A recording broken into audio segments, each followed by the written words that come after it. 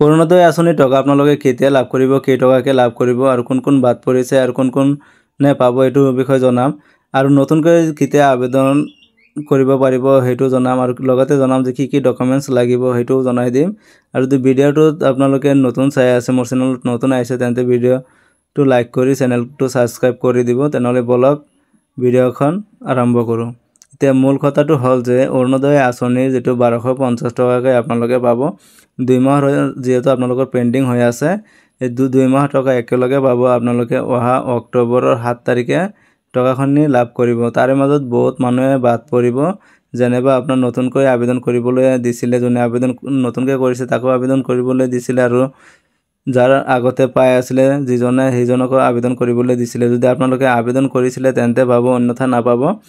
আৰু কথাটো হ'ল যে ইয়াৰ মাজত বহুত আপোনাৰ বাছনি কৰা হ'ল, বহুত হিতাধিকাৰীক বাছনি কৰা হ'ল অৰুণোদয় আঁচনিৰ পৰা।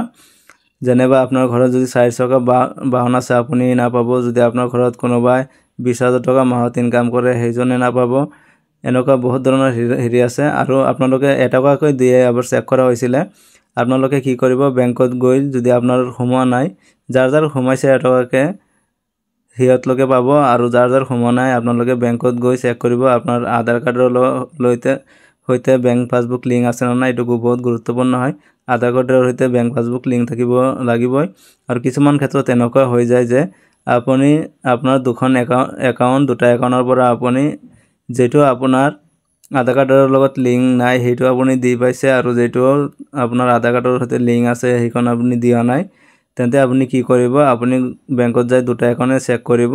যেটো টকা এটা আহিছে তেনেহ'লে আপোনাৰ কনফাৰ্ম হৈ গ'ল, আপুনি অৰুণোদয় আঁচনিৰ পইচাটো লাভ কৰিব।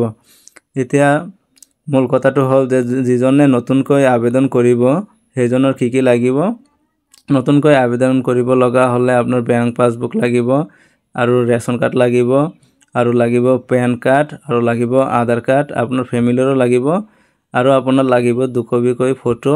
এইবোৰ নথি লৈ পেলাই আপুনি আপোনাৰ ব্লকত নি জমা দিব, বা আপোনাৰ যদি টাউন হয় তেনেহ'লে ৱাৰ্ড মেম্বাৰত পাই যাব, টাউন কমিটিত। তাৰ পৰা আপুনি ফৰ্মখন লৈ তাতে জমা দিব, লিখি পেলাই ভালদৰে। মোৰ পিছফালে ভিডিঅ'খন চলি আছে, তেনেকুৱা দৰে আপুনি লিখিব লাগিব। মই দেখুৱাই দি আছোঁ, পিছফালে ভিডিঅ'খন চলি আছে। তেনেহ'লে মূল কথাটো হ'ল যদি আপোনাৰ বেংকৰ লগত মোবাইল নাম্বাৰ লিংক থকাটো বহুত গুৰুত্বপূৰ্ণ হয়। আপুনি চাই ল'ব যে মোবাইল নাম্বাৰ লিংক আছে নে নাই। কেতিয়াবা এনেকুৱা হৈ যায় বেংকত মোবাইল নাম্বাৰ লিংক থাকে, তথাপি আপোনাৰ বেংকত পইচা ওলালে মেছেজ নাহে। সেইকাৰণে আপুনি বেংকত গৈ এবাৰ চেক কৰি ল'ব। আৰু কথাটো হ'ল যে আপুনি কি কৰিব, মোবাইল নম্বৰ যদি আপোনাৰ লিংক থাকে তেনেহ'লে সেইটো ক্ষেত্ৰতো যদি মেছেজ নাই, আপুনি মিনি ষ্টেটমেণ্ট এবাৰ ওলাই চাই ল'ব। এটিএমতকৈ মিনি ষ্টেটমেণ্ট ওলালে আপুনি গম পাই যাব। আৰু যদি আপোনাৰ এনেকুৱা হৈ গৈছে যে মোৰ লিংক আছে এটা বেংকত আধাৰ কাৰ্ডৰ লগত, মই কিন্তু আৰু এটা বেংক দি পালোঁ, তেনেহ'লে কেতিয়াবা এনেকুৱা হৈ যায় যে চৰকাৰী পইচা আপোনাৰ আধাৰ কাৰ্ডৰ সৈতে দিয়ে, আৰু সেইটো বেংকত যেটো বেংক একাউণ্ট দিছে আপোনাৰ সেইটো বেংকত পইচা নাহে। আপোনাৰ যেটো বেংকত লিংক কৰা আছে আধাৰ কাৰ্ড